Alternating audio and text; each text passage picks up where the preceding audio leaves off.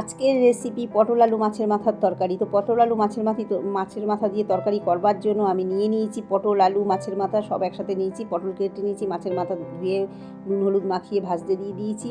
এবার পটলগুলো এক এক করে ভেজে নেব। পটলগুলোকে সুন্দর করে লাল লাল করে ভেজে নেব। তো পটলগুলোকে ভেজে নিয়েছি। সাইডে আমি একটু মশলা করে নিচ্ছি, জিরে তেজপাতা ফোড়ন দিয়ে আমি এর মধ্যে আলুগুলোকে এখন অ্যাড করে দেবো। এবার আমি মশলাটা কী নেব, জিরে, আদা, শুকনো লঙ্কা, টমেটো, জায়ফল, জয়িত্রী দিয়ে আমি একসাথে পেস্ট করে নিয়েছি। এবার দেখো আলুটা ভাজা ভাজা হয়ে গেলে, আলুটা খুব সুন্দর করে ভাজতে হবে। আলুটা একটু ভালো করে ভাজা হয়ে গেলে এর মধ্যে আমি অ্যাড করে দেবো মশলা। সমস্ত মশলাটা আমি অ্যাড করে দিলাম। দেবো একটু কাশ্মীরি লঙ্কার গুঁড়ো, দেবো একটু হলুদ, দিয়ে আমি খুব ভালো করে মশলাটাকে কষাবো। মশলাটাকে অনেকক্ষণ ধরে কষাতে হবে। মশলার থেকে যতক্ষণ তেল না ছাড়বে, যতক্ষণ কাঁচা গন্ধ না বেরোবে, ততক্ষণ একভাবে মশলাটাকে কষিয়ে যেতে হবে। তো মাছের মাথা দিয়ে আলু পটল দিয়ে তরকারি খেতে কে পছন্দ করো, কে পছন্দ করো কমেন্ট করে জানাবে।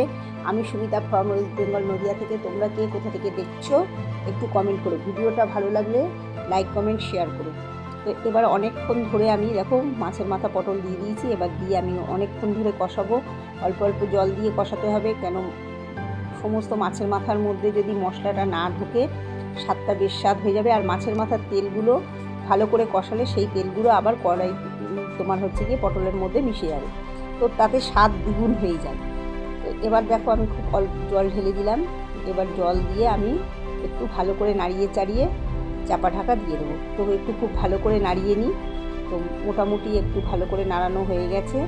একটু ভালো করে নাড়িয়ে আর একটু অল্প জল লাগবে, একটু জল অ্যাড করে আমি একটু ঢাকা দিয়ে দিই। তো দেখো বেশ সুন্দর হয়েছে। আলুটা প্রায় সেদ্ধ হয়ে গেছে। তো এর মধ্যে এবার আমি অ্যাড করে দেবো শাহি গরম মশলা আর একটু ঘিটাকে অ্যাড করে দিয়ে আমি এবার নামিয়ে নেব। তো আমার মাছের মাথা পটলের তরকারি রেডি। দেখো খুব সুন্দর একটা সেন্ট বেরিয়েছে। এবার আমি এটাকে পরিবেশন করব। তো দেখো খুব সুন্দর কালার এসছে, দারুণ গন্ধ বেরিয়েছে। তো এবারে এটাকে আমি একটু পরিবেশন করব। ডেকোরেশনটা কেমন হয়েছে একটু কমেন্টে জানাবে। ভিডিওটা ভালো লাগলে লাইক কমেন্ট শেয়ার করে একটু পাশে থেকো। টাটা।